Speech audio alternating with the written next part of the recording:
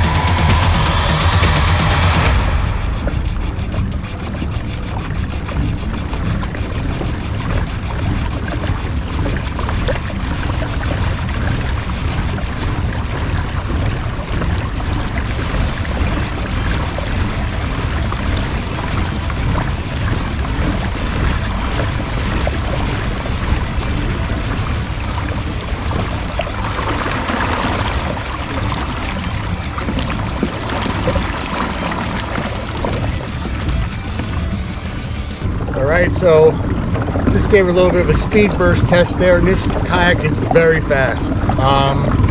Again, I've owned the Old Town Sportsman 120 PDL.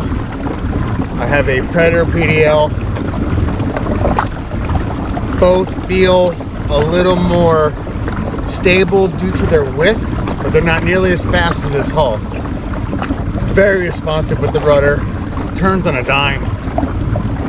Doesn't feel tippy, but she cuts. She cuts hard, she cuts fast. I can also tell you I feel closer to the water. I don't think the hull is as tall as the other one, but again, not complaints. Just want to give you an overview of what I'm experiencing at the moment. So I talked about its speed, I talked about its agility. What about its stability? As I mentioned earlier, some people told me it's not the best kayak to stand in. I guess that all depends on the individual, which is fine, and I respect their opinion. But as you can see, it's very easy to stand up in this kayak. I feel stable. I was casting earlier, so again, it's really, I still think it's a very solid platform. Is it a little side to side, more so than my big water 132 PDL? Yes, but it's a narrower boat. But I don't feel like it's too tippy where I can't cast and I can't move and things like that. So has a nice open cockpit floor. So again, if you're someone who likes to stand but doesn't want the bigger kayak, this kayak might just very well be for you, because again, I have no problem standing in it. Okay. So I've been fishing out of this kayak for about 2 hours now, and when I was looking at getting another kayak, originally I was in between the Sportsman 120 PDL because I had a lot of confidence in that particular kayak because I used to own a topwater 120 PDL, which they're almost the same boat. There's better enhancements in the Sportsman 120 PDL, but that's irrelevant right now. And the Salty 120 PDL. When I solicited people for feedback, some of the feedback I've gotten was the Salty 120 PDL is a little more tippy, not as stable to stand in, but faster. What I found is, first and foremost, this kayak is fast. It's the fastest kayak I have right now. Number two, turns on a dime. Rudder is the same size as the other boats. There's no difference in the size of the rudder as far as the other boats, meaning the big water series, Sportsman 120 or 106 series. I know the MKs have a completely different rudder. Very nimble. I'm sitting lower to the water, which does not bother me. However, with that being said, if you're someone who likes to use seat risers, I don't know if I'd put seat risers in this boat. I wouldn't want to raise my center of gravity. Because again, the boat is not tippy. She moves a little more side to side, but not to the point where I feel it's tippy at all. She gets pretty low when you turn. Still doesn't make me feel like I'm going to go over, so I feel unbelievably comfortable and stable in this kayak. Speed, people were spot on. This is a very fast hull. And again, this is the, I believe this was based off of the Malibu hull, which was a very fast hull. Standing, I was very comfortable standing in it. I got up easily from the seated position, sat back down easily. No issues with standing in this kayak whatsoever. I love the open hull. I feel like there's a lot of space here in the cockpit, which when we get back to the launch later, I'll go over the features of the hull itself, but ooh, see? Just hit a stump. Ooh, didn't go over. That wasn't planned either. I don't have a depth finder, so kind of fishing blind. Anyway,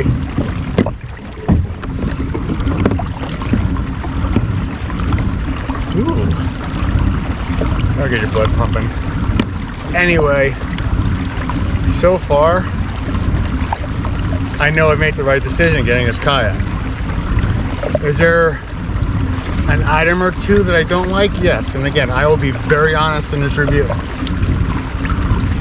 But we'll go over that again when we get to the launch, because I think it's important to cover all those things. So right now, we're going to use our speed to get to the other side of the lake and hopefully get that first bass.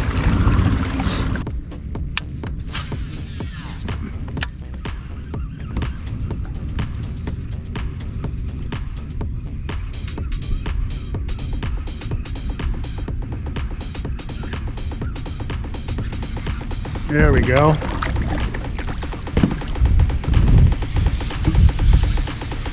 Oh, a drag puller.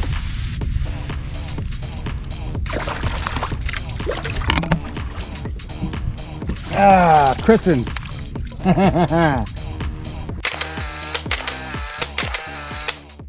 Okay, now that we're off the water, we talked about the speed, we talked about the stability, we talked about the handling of the kayak. I want to go over the key features of the hull. Now, this hull has not been rigged. I haven't even put a sticker on this thing because I want to show you how it looks as you'd receive it from the factory or your local dealer. So let's go ahead and start with the bow, and we're going to work our way to the stern. And then after that, I'm going to give you my final thoughts on what I really liked about it, what I liked, and what I wish was a little bit better. Let's get started at the bow. So this is new to me. There's no hatch. Crazy. I love the open design of this kayak, especially this area here.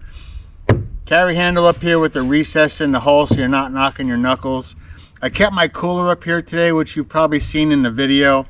You can keep tackle bags up here, you can keep coolers up here, extra gear. Just want to make sure it's in a waterproof bag in case you get some hull slap if you're out somewhere where it's choppy day or you got a lot of boat traffic. So again, standard bungee to keep your gear secure.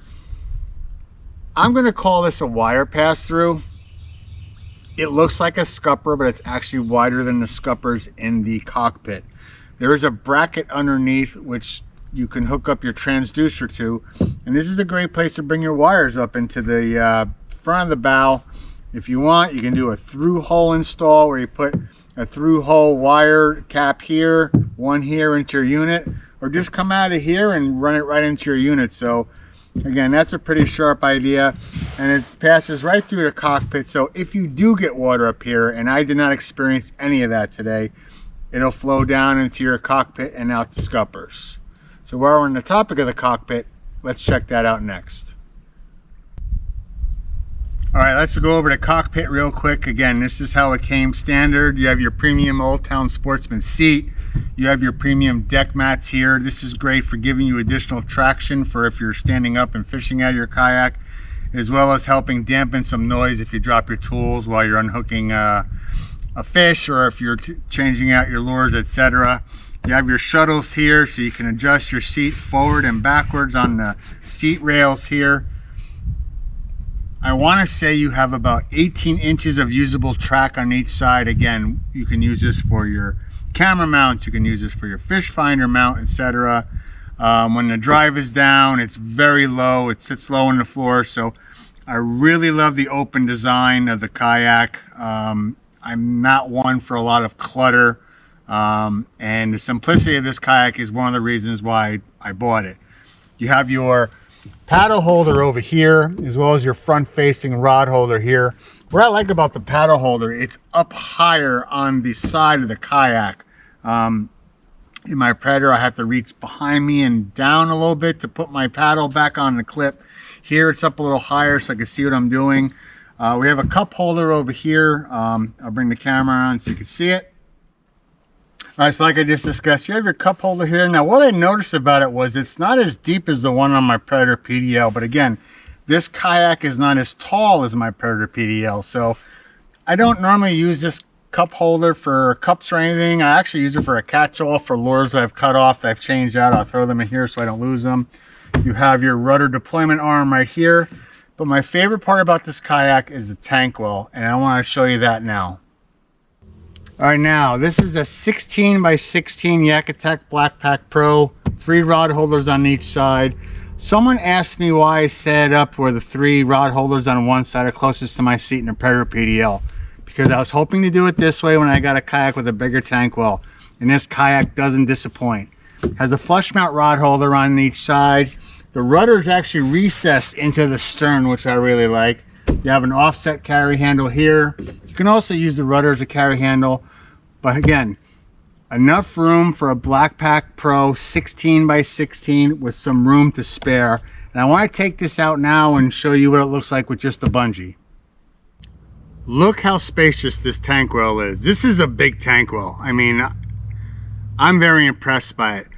I don't remember exactly how big the tank well was on my Topwater 120 PDL, which is now the Sportsman 120 PDL, but there is a lot of room in this tank well for a lot of gear. So again, it's just ample space for your crate system, whether you use Yak Attack or Flambeau, or you use any of the other brands, or just your run-of-the-mill milk crate that you find laying on the side of the road. There is plenty of room in here for that crate system, and again, there's just so much room. I absolutely love it. And again, here's another look at the rudders. You see it is a recessed cut, so it lays nice and low in the tank well. It's held in place by the bungee. Again, just an absolutely spacious tank well, and this is one of the reasons why I chose this kayak. So, what are my final impressions on this kayak? I'm going to give you my unbiased opinion on this kayak, and don't let the fact that I'm with the Old Town fool you. I'm going to be very honest to you, the consumer. Me personally, I absolutely love this kayak, and it's perfect for the fishing that I do here in Tallahassee, Florida. 12 feet long, 85 pounds loaded, compared to 115 pounds of my Predator PDL. Now, again, you have to also remember that the drive weighs about 19-20 pounds, so 85 pounds minus the 19-20 pounds, it's a lot easier to get into my truck. Lots of ample storage space. The stability of the kayak is fantastic. I love the speed. I can cover more water, exerting less energy, unlike when I'm in my Predator PDL. I absolutely love the kayak. The pros of this kayak, besides the storage I keep touching on, because that's my #1 selling point of this kayak, is the open cockpit and the simplicity of the kayak itself. It doesn't have a lot of bells and whistles. Now, the cons of it, and they're not all cons. One is my opinion, and other things you have to take into consideration. If you have a power pole, it does not have a mounting area for your power pole, such as the Big Water 132 PDL or the Sportsman 120 or 106 PDLs. It doesn't have an area for your power pole to mount on it. Furthermore, because there's some curvature at the back, I don't know if you can get a solid mounting space if you wanted to put a power pole on it. Again, that's not a bad thing. That's just something for you to keep in mind. Secondly, I love the fact it doesn't have a front hatch. I'm totally fine with that because I'm not even sure if I'm going to put a fish finder on it. But if I do, I can throw a waterproof bag up front for my battery, no problem. But again, if you're someone who wants even more space than just a big tank well, there's no other hatches on this kayak other than the one under the seat. So that's just something to keep in mind. Now, there's one thing I wish was a little bit better, and I'll discuss that now. Okay, so the one concern I had about this kayak, and I worked around it, is the offset handle. Not that that's a bad thing, but think of this. You bring your kayak down to the water. There's nowhere to grab underneath here. It doesn't have any recessed areas like my Predator PDL does. If you have a lot of gear in the back and it shifts and you're holding here and here, you're still going to be a little off balance. So you want to be very cautious of the weight in the tank well if you're lifting it off a cart, and that's why I bring it up. Again, I brought my kayak down to the water, got it off the cart, no problems at all. Again, it's a nice light kayak, but then I brought my black pack down as well as my rod. So again, it's just something to keep in mind. Again, it's not a huge deal. I've seen other manufacturers do an offset handle. Me personally, and there may be a reason why they couldn't do it, I wish there was maybe two, so you had some leverage lifting it onto a cart or lifting it when it had a full tank well of gear. But that's really the one thing that kind of concerned me a little bit about this kayak. And again, I wanted to share that, but overall, it was really easy to transport. It wasn't that hard to get on the cart with the tank well empty. I kind of still grabbed and held underneath, even though there's no recessed area. Held this guy. I know you can also hold on to the rudder, use that as a handle, but again, I kind of wish there was two handles so you can kind of pick it up and keep some balance on both sides. But overall, again, that's my one concern about the kayak that I wanted to make sure I shared with you. Last little tidbit of information is when you buy this kayak, you get this guy right here, an Old Town utility box. It's not just a little utility box. It's filled with some very important stuff. I want to make sure I touch on that with you as well.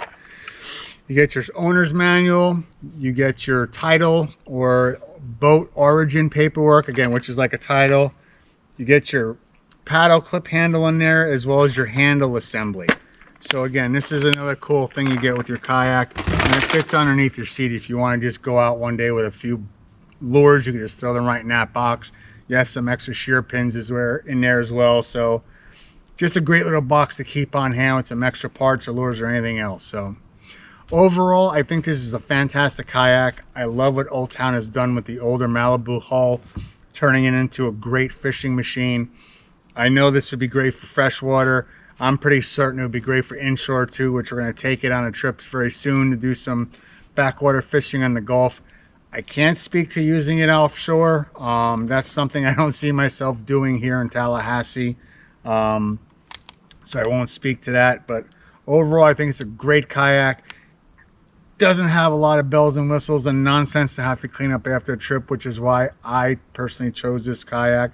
Super stoked about how wide the tank well is. So if you're looking for a great kayak that doesn't have all the bells and whistles and just want to get out and have some fun, or just perhaps buy something to cruise around your lake off your dock, look no further than the Old Town Sportsman Salty 120 PDL. I'm Bill Score, the Florida Bass Paddler. I thank you for watching. If you like what you see, please show me some love and support and subscribe. Hit that like button as well as ring that bell for future notifications. Tight lines. I'll see you on the water.